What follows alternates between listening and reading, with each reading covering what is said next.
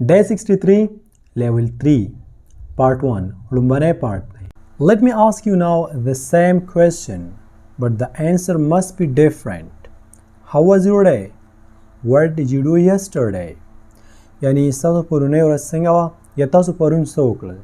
اوس به تاسو دلته داسې کار وکړئ چې دا ویډیو به پاس کړئ. پرون چې تاسو سره سم شوي دي یا تاسو چې سم کړي دي، مطلب سهار کې راپاڅېدئ، مونځ مو کو، تلاوت مو کو، چای مو څښو، بیا کار ته لاړئ یا سکول ته لاړئ، تاسو په پرون ورځ کې چې تاسو سم کړي دي د هغې په باره کې تاسو خبرې وکړئ په خپلو الفاظو کې، د خپل ذهن نه، په پښتو کې نه، په اردو کې نه، په انګلیش کې. مات ګوډي وایه، غلطي وایه، but you just need to try. You just have to give it a shot if you really want to become fluent in English language. که تاسو واقعي انګلیش زده کول غواړئ، بیا څنګه چې درته مونږ وایو هماغه شانې به تاسو خامخا کوئ. کله چې تاسو د خپلې پرونۍ ورځ په باره کې خبرې وکړئ، تاسو چې سم کړي، تاسو سره چې سم شوي، ستاسو ورځ چې څنګه وه، بس د هغې په باره کې سمپلي خبرې وکړه. که د هغې په باره کې خبرې نه کوې، څه خاص څه نه پرون، بس د ځان نه یو سټوري راجوړه کړه چې زه هلته لاړم، دا کار مې وکړو، داسې وشو، او هغه ووایه. بیا دې سره به تاسو داسې کار وکړئ کوم ټاپک چې موږ تاسو ته پرون درکړی چې په دې باندې به تاسو د ځان نه خبرې کوئ. تاسو د چیټ جی پی ټي نه هیلپ اخیستلی شئ، دا درته موږ ویلي، د ګوګل نه، د خپل ورور نه، د پیرنټس نه، د هر چا نه چې خو په هغه ټاپک باندې به تاسو لږې ډېرې خبرې وکړئ، خو خامخا یې وکړئ. نو اوس ویډیو پاس کړئ، لاول د پرونۍ ورځ په باره کې خبرې وکړئ، بیا په هغه ټاپک باندې خبرې وکړئ، او دا ستاسو لپاره ډېر زیات ضروري دی. که داسې تاسو نه کوئ نو بیا دغه کورس تاسو ته هیڅ فایده نه کوي. مونږ خو راته وایو چې ګډ وډ ووایه، مات ګوډ ووایه، هیڅ خبره نه، خو ټرای به ضرور کوئ، خامخا به وئ او په خپله د خپل ذهن نه به وئ. زما یقین دی مونږ چې تاسو څنګه ویلي تاسو بالکل هماغه شانتې کړي. که چېرته تاسو واقعي زموږ په خبرو باندې عمل کړی او مونږ چېرته سم ویلي هماغه شانتې تاسو کړي، نو بیا راځئ چې مخکې لاړ شو.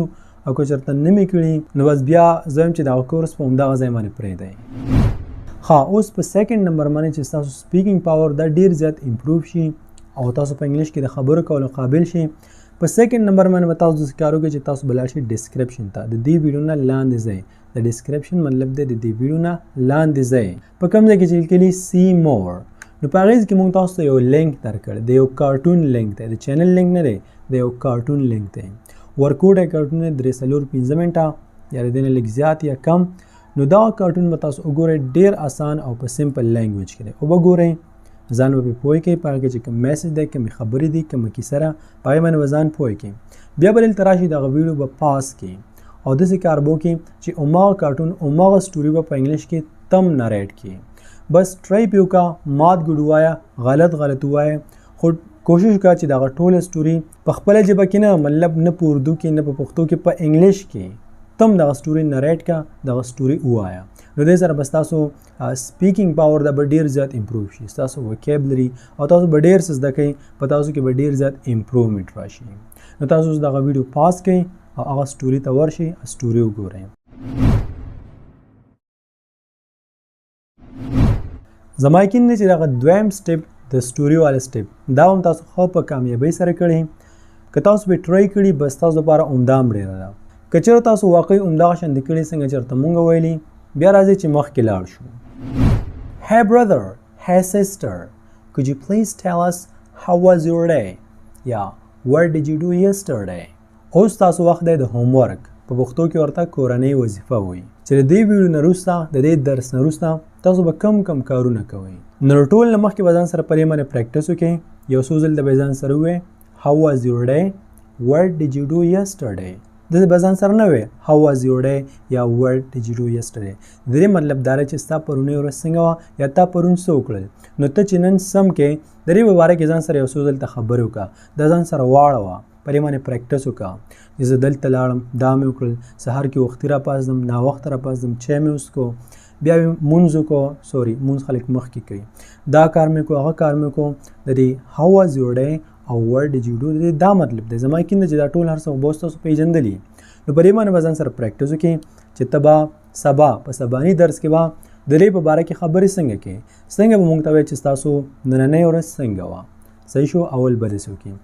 بیا تاسو چې په سکرین باندې ښکاري کوم ټاپک درته مونږ درکړی دی نو موږ غواړو چې دې سره سره په همدغه ټاپک باندې تاسو د خپل ذهن نه په انګلیش کې خبرې وکړئ چې د 7 لاینونو کم نه که د 7 لاینونو زیات نو بیا تاسو زیاته فایده کوي خو کم از کم چې 7 لاینه 10 لاینه دا خو خامخا وي خو ګره 7 لاینه او 10 لاینه دا د ماشومانو خبرې دي که د دې نه زیاتې چې څومره زیاتې هغومره ډېره ښه ده دا ډېر اسان کار دی د چیټ جی بي ټي نه ورکې تاسو هیلپ اخیستلی شئ د ګوګل نه د خپل ټیچر نه د پیرنټس نه د خپل ملګرو نه خو د دې مطلب دا نه دی چې ګنې هغوی تاسو څنګه وي بس سیم ایګزیکټ هغه کاپي کړه دلته هغه یاد کوه دلته موږ ته وایي نه د هغې نه ته آیډیا راغوستلی شي د هغې نه ته چل زده کولی شي خو ته به د خپل ذهن نه کار اخلي څومره چې ته یو اکټیویټي یو کار د خپل ذهن نه کوې هغومره تا ته فایده هم ډېره زیاته کوي نو لاول به د مونږ ته دا ووایه سبا له انشاءالله په سباني درس کې چې ستا نننۍ ورځ څنګه وه تا څه وکړل کم خوا لاړې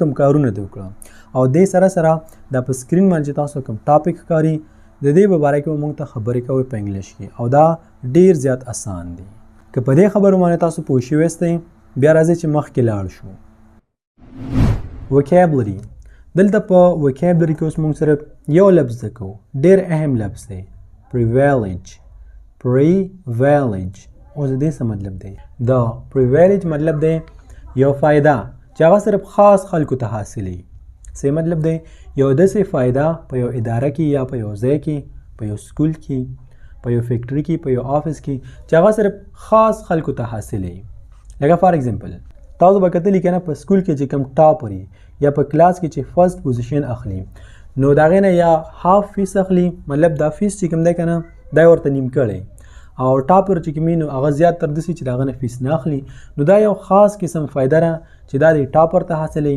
یا په کلاس کې چې فرست پوزیشن اخلي هغې ته حاصلي نو دې ته ویل کېږي پریویلیج فار ایگزامپل The privilege of half fee is only available to the topper students.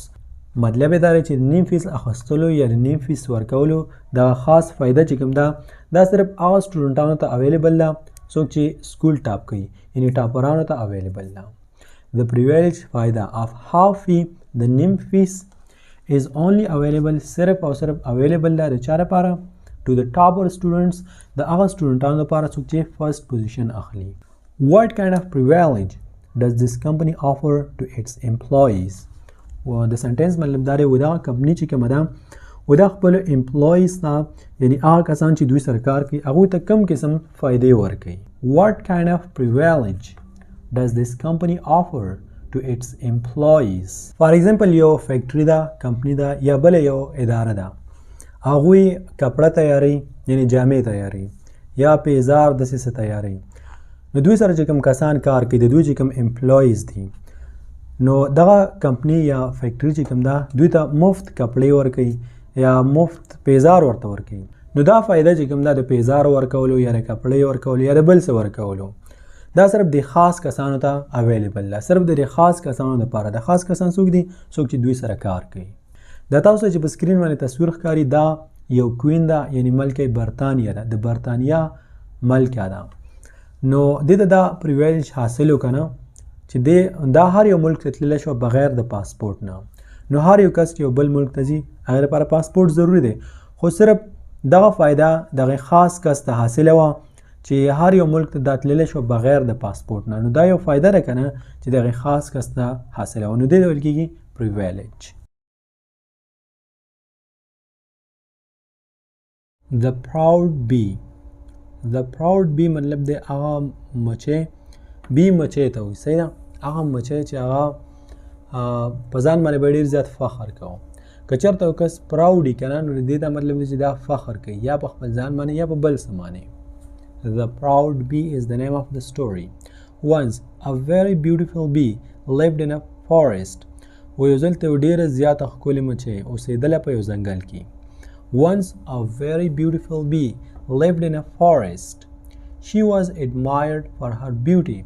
هغه په خپل ښایست باندې په خپله ښکلا باندې یادېدله یعنې په ټول ځنګل کې هغه خلکو پېژندله چې دا ډېره زیاته ښکلې ده But she was very proud and pompous. هغه ډېره زیاته کبرجنه وه تکبر به یې کوم او ډېرې غټې غټې خبرې به یې کولې But she was very proud دا she was very proud مطلب دی چې فخر به کو and pompous د پمپس هغه کس ته وایي کنه چې هغه ډېرې غټې غټې خبرې کوي. موږ پښتو کې وایو کنه چې دا پلانکی کس نه دی دا ډېرې غټې غټې وایي نو هغې کس ته وایي پمپس. One day as she was flying around she saw a baby elephant. یو ځل ته هغه الوتله نو هغې یو بیبي ایلیفنټ وکتو مطلب یو ورکوټی ایلیفنټ د هاتي یو بچی وکتو. One day یوه ورځ as she was flying around کله چې هغه الوتله she saw a baby elephant هغې د هاتي یو بچی وکتو. She went and sat on one of its ears. مچۍ والوته او د دې هاتي په یو غوږ باندې کېناستله. She went هغه لاړله and sat on one of its ears او د هاتي په یو غوږ باندې کېناستله. Hey, who are you? ورته وایي ای ته څوک یې؟ I am the most beautiful bee. وایي زه د ټول نه ښکلی مچۍ یم په ځنګل کې. هاتي ورته وایي ته څوک یې؟ ورته وایي I am the most beautiful bee. زه د ټولو نه ښکلې حسینترینه مچۍ یم. Don't you know me? ته ما نه پېژنې. Don't you know me مطلب دی چې آیا ته ما نه پېژنې. You have a large and fat body. وایي ستا خو ډېر غټ وجود دی. You have a large and fat body while my delicate wings make me the envy of all. او زما چې کوم سوی ورته مچۍ وایي ستا وجود چې کوم دی دا ډېر زیات غټ دی او ته ډېر زیات موټا یې او زما نازکې وزرې چې کوم دي وایي په دې وجه باندې زما نه ټول خلک سوځي ما سره حسد کوي. While my delicate وایي نازکه ته wings وزرې make me جوړی ما the envy of all یعنی مطلب یې دا دی چې ټول زما نه سوځي حسد ما سره کوي. Oh well I'm glad to meet you. ورته وایي ښه نو زه ډېر زیات خوشحاله شوم چې تا سره میلاو شم. Oh well I'm glad to meet you. Oh well I'm glad to meet you. Where are you going? ته چېرته ځې؟ Where are you going? ته چېرته ځې؟ Oh nowhere and everywhere. وایي چېرته هم نه ځم او هر چېرته ځم. Nowhere مطلب دی چېرته هم نه and everywhere هر چېرته وځم. You see ته ګورې with these beautiful wings یا د you see مطلب دی کنه چې تا ته ښکاري یا ته پوهېږي. With these beautiful wings I can fly anywhere unlike you. وایي په دغه ښکلو وزرو باندې زه هر ځای ته ځم ستا په شانتې نه. وایي یعنې زه هر ځای ته تللی شم او ته نشي تللی. With these beautiful wings په دغه ښکلو وزرو باندې I can fly زه الوتلی شم anywhere هر ځای ته unlike you خو یعنې ته وایي دغه کار نشي کولی. But we are equal in one way because you have a trunk while I have these proboscis. خو مونږ بیا هم داسې لږ ډېر یو شانتي یو ځکه وایي ستا د ټرنک دی د ټرنک مطلب دی د هاتي د مخې کې چې دا صحیح دې ته وایي ټرنک او د دې مچۍ چې کومې که نه د دې هم د دې ټرنک په شانې یو څیز وي نو وایي په تا کې هم دا شته په ما کې هم شته نو په دې وجه باندې ما ورته داسې یو شانتي وي لږ ډېر. The humble elephant nodded. دغه عاجز elephant چې کوم دی که نه هاتي دی وایي سر وخوځاو. The bee said my proboscis can suck nectar from the flowers. وایي زما proboscis چې کوم دی که نه وایي زه د ګلانو نه د دوی چې کوم رس دی وایي دا زه څکلی شم. Where is your trunk can? او وایي دا ستا ټرنک چې کوم دی د هاتي مخ کې چې دا ستی وایي دا چې کوم دی وایي دا داسې نشي کولی وایي دا د ګل نه دغه رس دا نشي څکلی. So that makes me one upon you. او وایي په همدې وجه باندې زه ستا نه بهتره یم. وایي نور خو ما ته داسې یو شانتي و که نه خو زه دا کار کولی شم او ته یې نشي کولی نو په دې وجه باندې زه ستا نه بهتره یم. Just as the bee said this. وایي څنګه چې مچۍ دا خبره وکړله just as the bee said this کله چې څنګه چې مچۍ دا خبره وکړه a strong breeze started to blow. وایي ډېره تیز هوا شروع شوله. A strong breeze started to blow. ډېره تیز هوا راوالوتله. Soon it turned into a storm and twigs, leaves, sand and debris flew all around. وایي هوا راوالوتله د هوا نه طوفان جوړ شو او په طوفان کې څه چل شو د اونې شاخونه چې کوم دي څانګې چې ورته وایي پاڼې شګې او ډبرې د ډبرې مطلب دی که نه د ملبه یو څه چې تباه شي د هغې ملبې ته وایي ډبرې.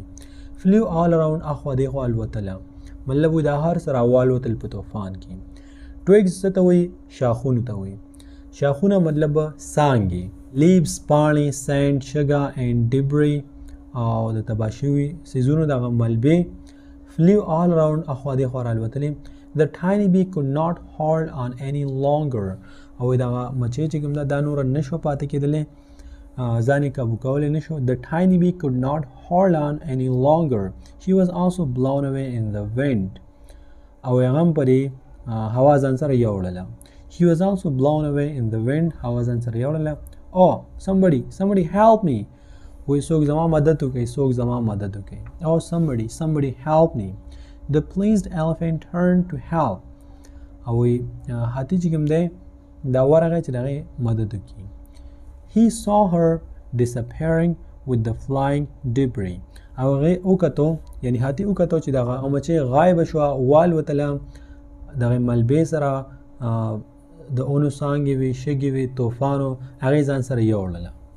He saw her elephant هاتي هغه وکتله disappearing چې غایبه شوه او ورکه شوه with the flying debris دغه ملبې چې الوتلې دې سره هغه هم لاړله او ورکه شوه. The baby elephant went on its way with his 4 legs. او baby elephant چې کوم دی د هاتي دغه بچې دا وایي په خپلو 4 خپو باندې په خپله لار لاړو. The baby elephant went on its way. دا په خپل لار باندې لاړو with his 4 legs په خپل 4 خپو باندې which carried his large fat body. وی کوم چې د دې غټه او مطلب غټ او درون وجود یوړو and his humble and simple heart. او د هغې ساده او عاجز زړه. وی بیبي ایلیفنټ چې کوم دی که نه د هاتي دغه بچی دا په هماغه 4 خپو باندې لاړو کومه پورې چې هغه مچۍ خاندلي وه، مچۍ هوا یې وړله او هاتي په هماغه خپو باندې لاړو او دغې خپو د دې درون او غټ وجود او دې سره سره د دې ساده او عاجز زړه یوړو. Moral: humble hearts are strong. وی ساده زړونه چې کوم دي که نه عاجز زړونه وی دا ډېر مضبوط دي. بس دلته په 3م پارټ کې په اینډ کې صرف دومره راته وایم تاسو چې په دغه درس کې سم وکتل، سم زده کړل، نو دا ځان سره ولیکئ، صفا صفا ځان سره ولیکئ، هسې ځان ته مخ خلاصوئ. بیا د لیکلو نه وروسته 2 ځله ځان سره آوټ لاوډ په زوره زوره ووایئ. دا ډېر زیات ضروري دی. ویلي کې 2 ځله ځان سره ووایئ، خو د لیکلو په وخت کې او د ویلو په وخت کې د یو خبرې خاص خیال وساتئ چې ستاسو زړه او ستاسو دماغ د همدغه درس طرف ته وي، اخوا دې خوا نه وي، د بل څه په باره کې سوچ نه کوئ، بیا هم تاسو ته څه فایده نه کوي، بیا به تاسو نه پوهېږئ. او به یې لیکئ خو پوه به پرې نه شئ. او کله چې تاسو وایم نو زړه او دماغ د همدغه درس طرف ته کوي، په دې باندې ځان پوه کړئ. بیا به دا تاسو ته داسې یاد شي چې ستاسو نه به هېڅکله نه هېرېږي. بیا به تاسو راشئ سټوري ته، کهاني ته. دغه سټوري کومه سټوري چې تاسو وکتله دا به تاسو داسې کار وکړئ چې یو ځل به ځان سره ریډ کړئ، یو ځل به ځان سره په زوره زوره ووایئ، که معنی ورسره وایئ او که نه وایئ، او که پوهېږئ که پرې نه پوهېږئ، که سخت دي لکه اساني، بس خپله خواري به پرې کوئ، خپل پریکټس به پرې کوئ. تاسو به یو ځل ته ځان سره ووایئ او بیا به د دې نه 10 کرښې یا 8 کرښې دا به صفا صفا ځان سره ولیکئ. او څنګه چې موږ تاسو ته بار بار وایو، هر ټیم درته وایو، په هر درس کې درته وایو چې کارټون کتل دا ډېر زیات ضروري دی، په ځان باندې بالکل فرض کړئ. موږ چې ورته کومې خبرې هم کوو که نه، دا د درس سره د انګلیس زده کړې سره دا تړلې خبرې دي. په دې کې که چېرته یو هم تاسو پرې نه په یو باندې عمل ونه کوئ نو بیا هم ستاسو دغه ګول ته به تاسو ونه رسېږئ، خپل مقصد ته به ونه رسېږئ. اوس موږ تاسو سره یو بل چینل په باره کې وایو، د کارټون د چینل په باره کې. دا ډېر زیات نایس دی، ډېر زیات زبردست دی، دې نه به تاسو ډېرې زده کړې وکړئ. د دې نوم دی فیری ټیلز، خو فیری ټیلز په انګلیش کې، دغه فیری ټیلز په پښتو کې هم شته، په اردو کې هم شته، په ډېر زیاتو ژبو کې شته دی. خو فیری ټیلز کارټون چې هر څنګه کارټوني دا به تاسو په انګلیش کې ګورئ. که چېرته په بل زبان کې وګورئ ستاسو وخت ضایع کېږي او تاسو ته هېڅ فایده نه کوي، ستاسو وخت هم ضایع کېږي او دغه پیسې هم ستاسو ضایع کېږي. که چېرته بیا هم په دې کې تاسو څه مشکل و، دغه چینل هم پیدا نه کړو، ډسکرپشن کې تاسو ته لینک میلاو نه شو، نو په واتساپ باندې زموږ اسسټنټ سره تاسو رابطه وکړئ، هغه به تاسو ته لینک در سینډ کړي.